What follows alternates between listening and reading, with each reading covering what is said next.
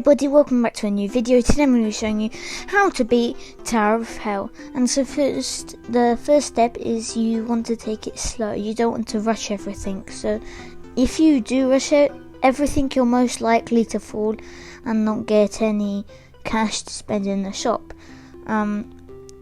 If you want cash, the best way is to just follow my steps and not try and rush anything.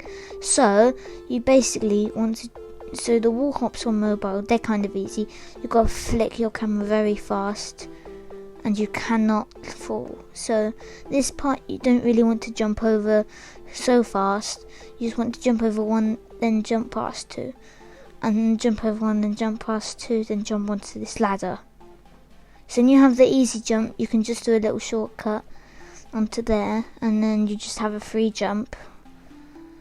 So the main tip is take your time, don't rush it, go slowly, and go at the pace that you like. If the pace you like is fast, I recommend just slowing down a little bit so you don't overspeed. And I'm about to beat the tower from just doing my steps, and I've beat the tower. See, it's not that hard to not lose, so you should just follow these steps, okay? And then you'll be able to beat the tower.